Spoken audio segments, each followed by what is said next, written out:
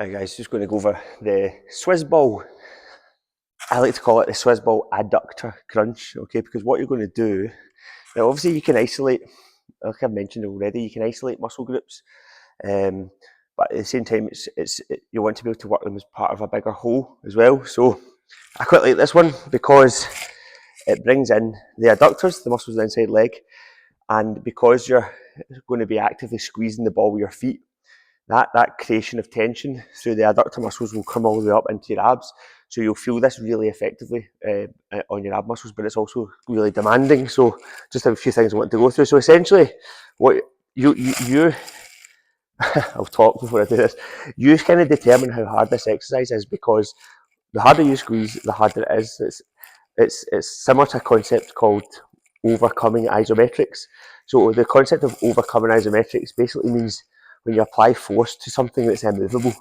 So for example, you try and push as hard as you can against the wall. No matter how hard you push, the wall's not going to come down. You're trying to, so it's a maximal contraction. You're maximally contracting and creating a huge amount of force, but nothing moving. Hence the name isometric. So with this, it's a similar concept in a way in that you can squeeze as hard as you want against this ball.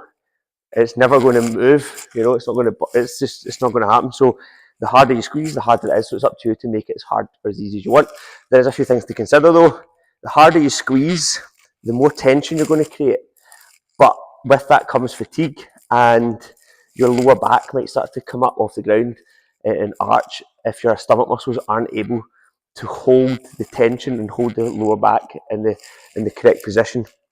So in other words, if your stomach muscles aren't strong enough to withstand the force that you're applying against the ball, something will give way and it will be your lower back and you'll start to arch, and that's when you get a sore back.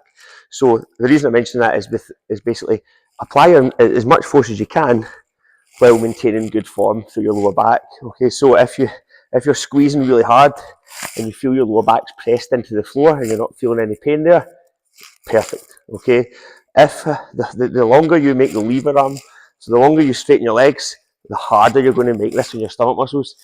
But that's not necessarily a good thing if by making it harder, your lower back starts to arch. Okay, so when you're straightening your legs, it's almost like if your imagine it's like a crowbar trying to pry open your lower back and pelvis area, and it's trying to make it arch. And the only way it's not going to arch is if your stomach muscles are strong enough to withstand it. So in other words, the progressive overload of this straightening the legs like this would be the equivalent of putting weight on a bar. So when you're doing bench press and you add weight, so let's suppose that's a lighter bench press effort there with your knees bent.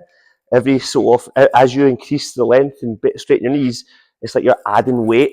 You're creating more force that coming away from the pelvis and pulling on it and making it harder to control. So you need to have the strength in your abs to do it. So all I want you to do is squeeze the ball as hard as you can. Okay, and you can, if you want, you can add in a reverse crunch like this as you come back. And as you do that, you're going to feel an enormous amount of pressure and physical muscular discomfort in your stomach muscles, which is the goal. But it's important that you're aware of what's happening at your lower back.